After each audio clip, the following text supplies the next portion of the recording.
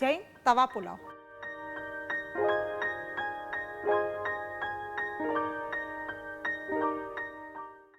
જય Jinendra, welcome to Sanjeev Kapoor ખજાના. હું છું અમીષા.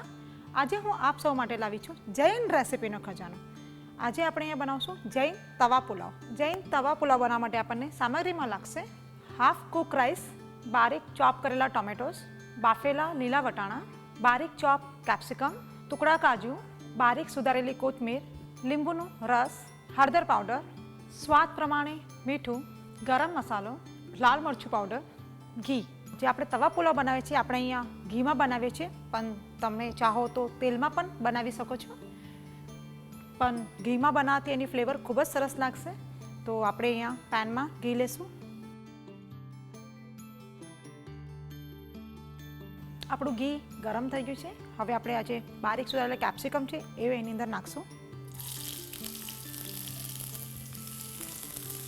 હવે આપણે એની અંદર જે બાફેલા વટાણા છે એ પણ નાખશું. હવે આપણે એની અંદર મસાલો નાખી દઈશું. થોડી હળદર પાવડર, લાલ મરચું પાવડર, થોડો ગરમ મસાલો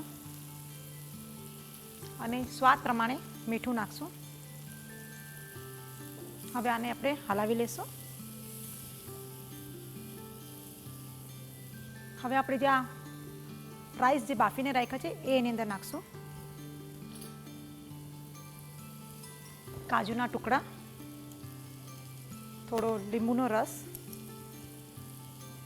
જેનાથી પુલાવમાં થોડી ખટાશ પણ સરસ આવી જશે. ને હવે આપણે આ જે બારીક ચોપ કરેલા ટોમેટોસ છે એ નાખશું. થોડી બારીક સુધારેલી કોથમીર, જેનાથી પુલાવમાં ફ્લેવર સરસ આવી જશે. અગર બધી સામગ્રી તૈયાર હોય તો તવા પુલાવ બનાવવા માટે ખૂબ જ ઇઝી છે. 1 થી 2 મિનિટ એને થવા દેશું. આપણું જૈન તવા પુલાવ તૈયાર થઈ ગયો છે. તમે જોયું ને, બનાવવામાં ખૂબ જ ઇઝી છે. અગર તમારી સામગ્રી થોડી તૈયાર હોય તો પુલાવ બનાવવો ખૂબ જ ઇઝી છે. હવે આપણે એને એક બાઉલમાં કાઢી લઈએ.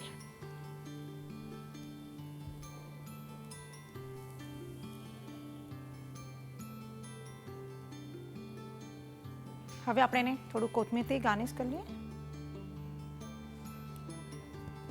અને થોડા કાજુના પીસીસ એની પર મૂકી દઈશું, તાકી કોઈ અગર ગેસ્ટ આવે ને તમારે પુલાવ બનાવવું હોય તો આવી રીતે અગર ડેકોરેશન કરીએ તો પુલાવ જોવામાં પણ એટલો સરસ લાગે અને ખાવામાં તો એ છે જ ટેસ્ટી. આ આપણો જૈન તવા પુલાવ રેડી થઈ ગયો છે. પ્યોર ઘીનો બનેલો છે. ખૂબ જ સરસ મજાની સુગંધ આવી રહી છે. તમે પણ આ વાનગી ઘરમાં બનાવીને એની મજા લો.